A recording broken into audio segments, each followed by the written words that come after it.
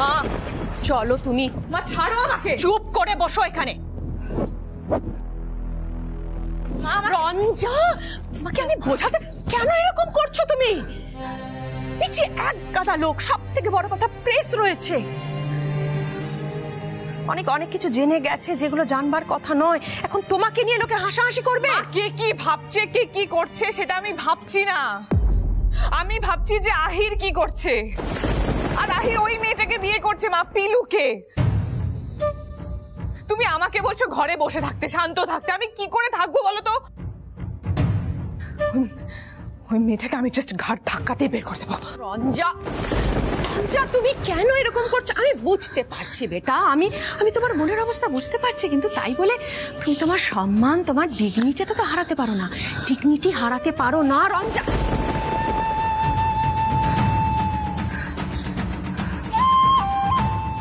রঞ্জা, সব্যসাচীদা রয়েছেন, উনি এক্ষুনি 5টা কথা বলবেন, আর প্রেস সেটা নিয়ে লেখালেখি শুরু করবে। খুব খারাপ পরিস্থিতির মধ্যে এখন আমরা আছি রঞ্জা, আমাদের বুঝতে হবে, আমাদের খুব বুদ্ধি করে প্রত্যেককে চলতে হবে। যা ইচ্ছে তাই করতে পারি না। দেখলে না, আমিও আহিরকে কিচ্ছু বললাম না। এখন আমরা যাই করব, লোকে সেটারই উল্টো মানে করবে, বলবে আহিরকে ধরে রাখার জন্য ওই মেয়েটা, ওই পিলুকে ঠকিয়ে আমরা তোমার সঙ্গে বিয়ে দিচ্ছি। তোমার বাবা যদি আমার সিদ্ধান্তগুলোকে মেনে নিতেন, তাহলে আজকের এই পরিস্থিতিটাই তৈরি হতো না। প্রেসের ব্যবস্থা বাইরে করেছিলাম না, পুরো প্রেস বাইরে ছিল, উনি ভেতরে নিয়ে চলে এলেন, একবার জিজ্ঞেস পর্যন্ত করলেন না। কিন্তু যে বদনামটা হয়েছে রঞ্জা, ওটা সহজ নয়, সোজা বদনাম নয়। তুমি জানো যে এখনকার দিনে ইমেজটা কতটা ইম্পর্টেন্ট। আমি এগুলো কিছু ভাবতে পারছি না, এগুলো আমি কিচ্ছু ভাবতে পারছি না, আমার মাথায় এগুলো কিছু নেই। তুমি নিচে যাও, তুমি নিচে গিয়ে ওই মেয়েটাকে আহিরের পাশ থেকে টেনে তোলো। হ্যাঁ হ্যাঁ ঠিক। আমি নিজেকে কন্ট্রোল করতে পারছি না মা। তা বললে হবে না, তা বললে হবে না। আমি যাচ্ছি নিচে, কিন্তু তুমি ঘরের বাইরে বেরোবে না রঞ্জা। আমরা কোনো হটকারী কাজ এখন করতে পারবো না রঞ্জা। বেটা প্লিজ, বেটা প্লিজ, তুমি এখানে থাকো, আমি যাচ্ছি নিচে।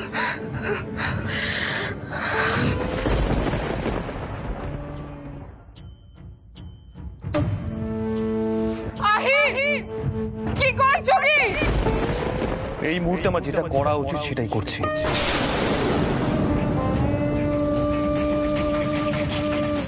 গুরুজি সম্মানটা অন্তত রক্ষা পাক, আপনি মন্ত্র করুন।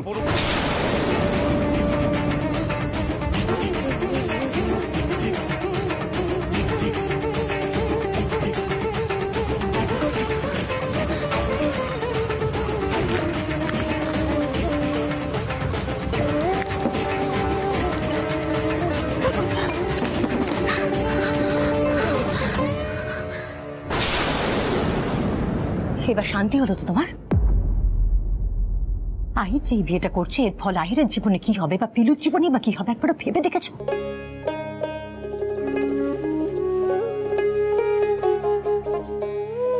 নিজেরটা ছাড়া সারা জীবনে কিচ্ছু ভাবলে না। আর কি ভেবেছিলে এই সুযোগে ছেলেকে নিজের কাছে নিয়ে যাবে?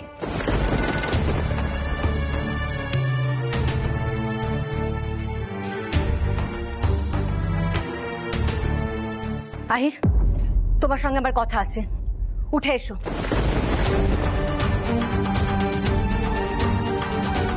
উঠে এসো আহির, আমি বলছি, কথা আছে তোমার সাথে।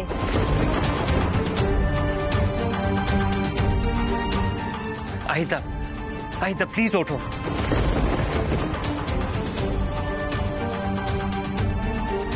সোহিনী আন্টি কি বলছে একবার শোনো, এত মাথা গরম করো না, প্লিজ ওঠো আহিতা প্লিজ।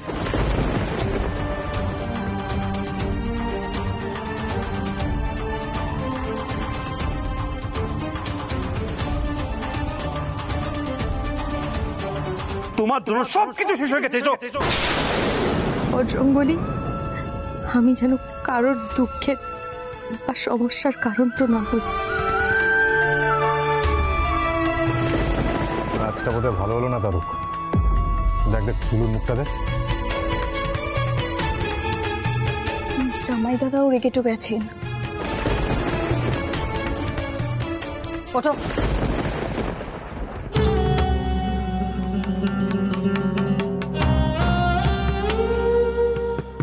আহির, বিয়েটা কোনো ছেলে খেলার ব্যাপার নয়।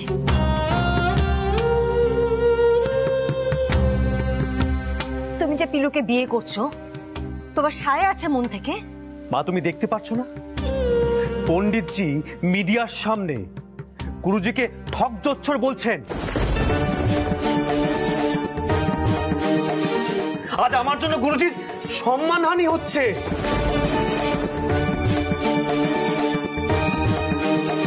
আমি নাকি পিলুকে ঠকাচ্ছি রঞ্জাকে বিয়ে করব বলে।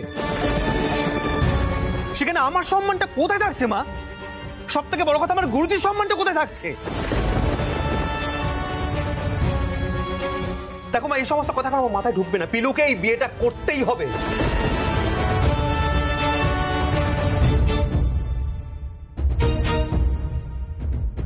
আর মিডিয়া জানুক আমার গুরুজি স্বার্থপর নন।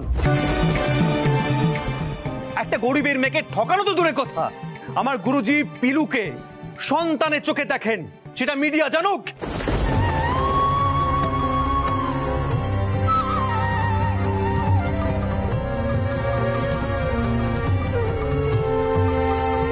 মুজাহির, বাবার রাগের মাথায় কোনো ভুল কাজ করে বসিস না বাবা। উদয়, আহির রাগের মাথায় একদম ঠিক কাজটাই করছে।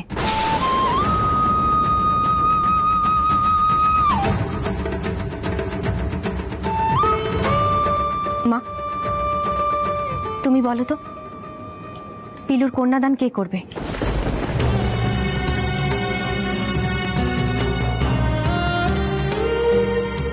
আর সোহিনী, যে যাই বলুক, আহিরের সঙ্গে কিন্তু পিলুর বিয়েটা হয়ে গেছে।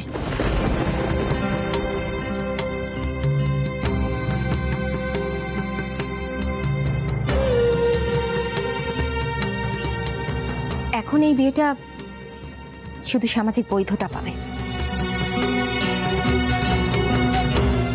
আমি ঋতুর লগে একমত। বিভিন্ন জায়গায় তো বিভিন্ন মতে বিয়া হয়, অধিকাংশই হইল স্ত্রী আচার। আদিত্য, এখন অন্তত ঠিক সিদ্ধান্তটা লও। সানাই জুড়ির বিশ্বাসটাকে ছোট করার কোনো কারণ নাই।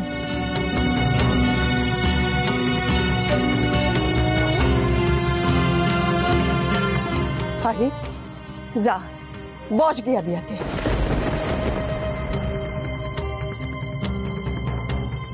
আমি কইতাছি, এই বিয়া ঈশ্বরের নির্বন্ধ।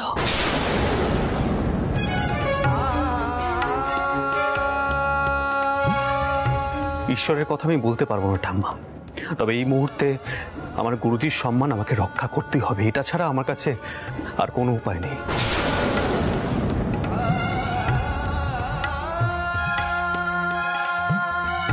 ঠাকুরমশাই, বিয়েটা শুরু করুন।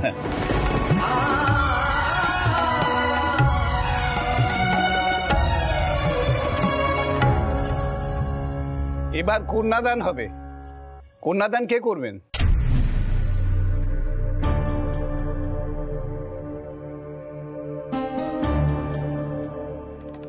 শেষবারের মতো বলছি ওস্তাদজি, আমাকে যেতে দিন কেনে। আপনি আমার গুরু হন, আপনার অনুমতিটা না নিয়ে তো যেতেও পারবো না। এই বিহাটোর কোনো দরকার নেই ওস্তাদজি, কোনো দরকার নেই। চুপ করো পিলু, একদম চুপ করো।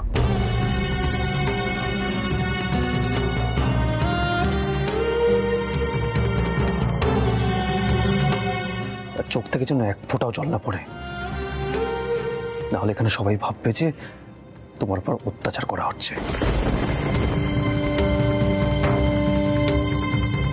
পিলু, আমার কিন্তু মাথার ঠিক নেই। তোমার যা বলার বিয়ের পর বলবে, তাই চুপ করে এখানে বসে থাকো। আমার মেয়ের এত বড় সর্বনাশ যারা করলো তাদের কাউকে আমি ছাড়বো না।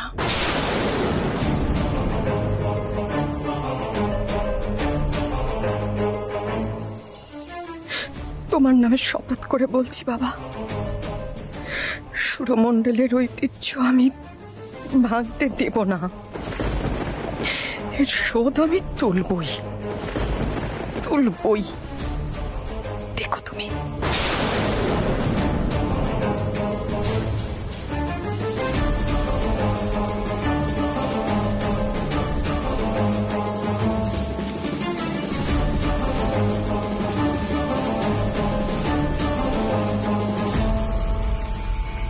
এটা কি হলো?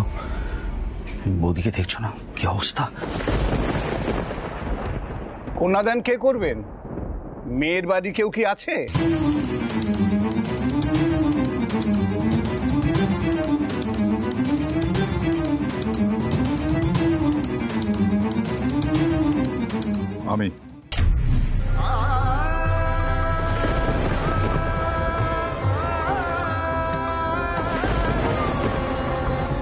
আমি করব কন্যাদান।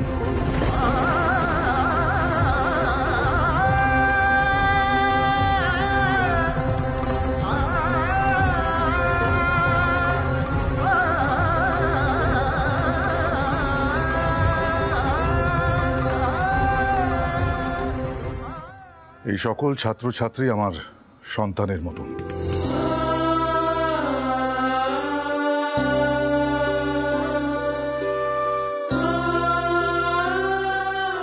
আমাদের গুরুজিও আমাদের সন্তান স্নেহ দিয়ে গান শিখিয়েছেন, আমিও তাই চেষ্টা করে গেছি এদের প্রত্যেককে সন্তান স্নেহ দিয়ে গান শেখানোর।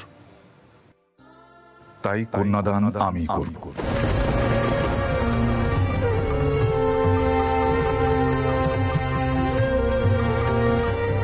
আহির,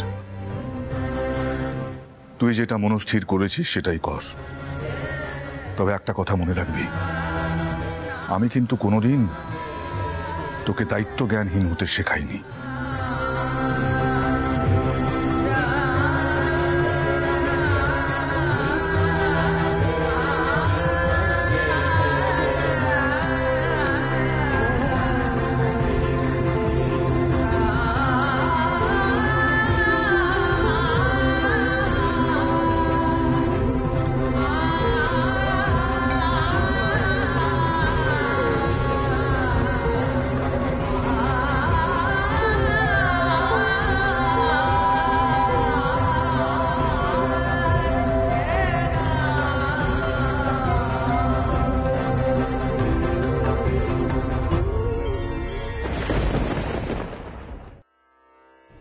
সোহিনী, সব্যসাচী, আমরা বিয়ে শুরু করলাম।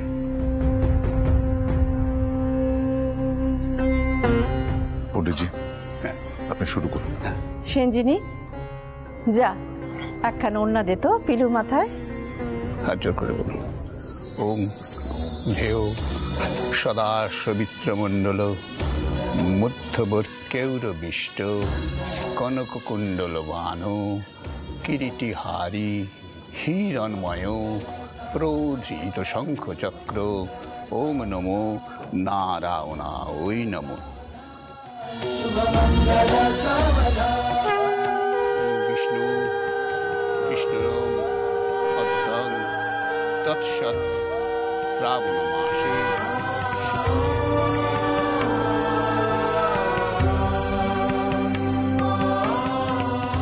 আমার ছেলের বিবাহিত জীবন আমারই মতো হবে না তো? ও জেদের বসে বিয়ে করছে। সোহিনী, ভরসা রাখ, ঈশ্বরের হাতেই সবকিছু।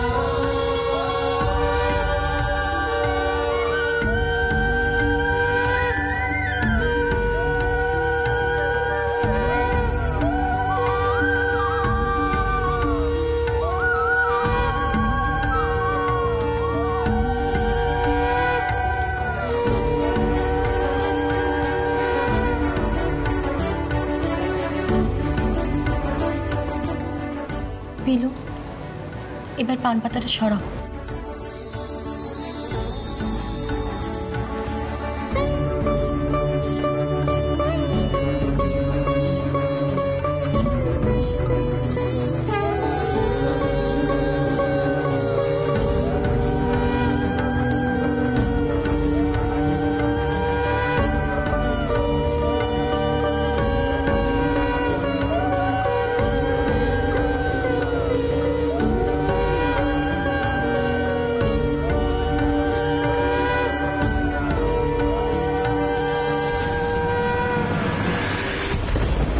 আমার ছেলের সঙ্গে বিয়ে হচ্ছে তোমার মেয়ের, তাও একটা গরিবের মেয়েকে ঠকি বঞ্চিত।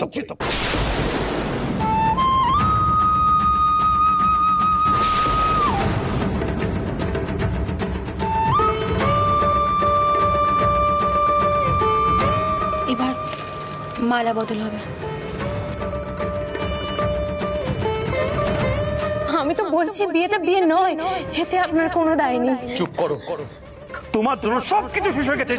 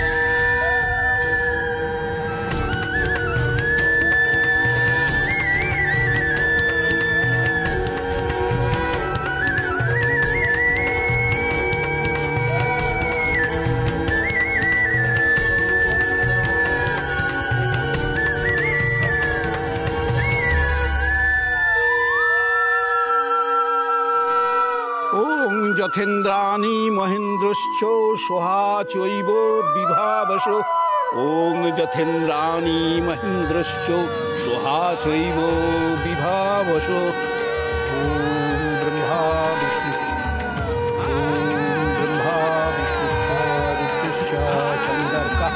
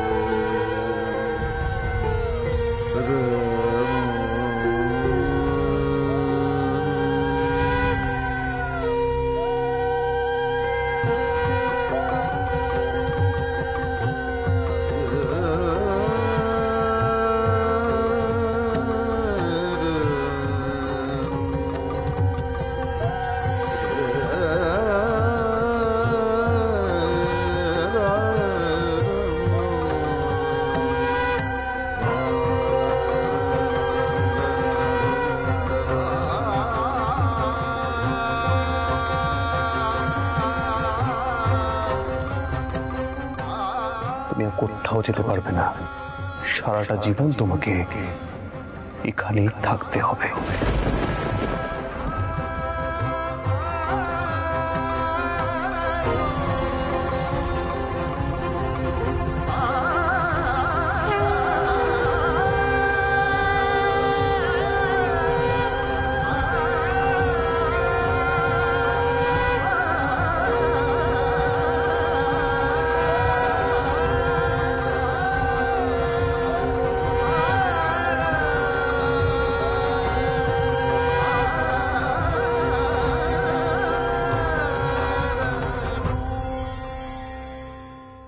ওং সতী সাবিত্রী রাম সীতা স্বরূপ সাক্ষাৎ লক্ষ্মী নারায়ণ শিব শক্তি শরণং সীমন্তে সিন্দুর দদানি। ওং স্বাহা ওং ভূস্বাহা ওং দেবেব দবিনোবা। শোনো আহি, তুমি যদি আদিত্যর মেয়েকে বিয়ে না করে ওই মেয়েটিকে বিয়ে কর, তাহলে এই পরিবার, এই তোমার গুরুজি এই মুহূর্তে তোমাকে ত্যাগ করবে। তবে চিন্তার কোনো কারণ নেই হাই। তোমার গুরুজি তোমাকে ত্যাগ করলেও তোমার বাবার বাড়ির দরজা তোমার জন্য খোলা আছে।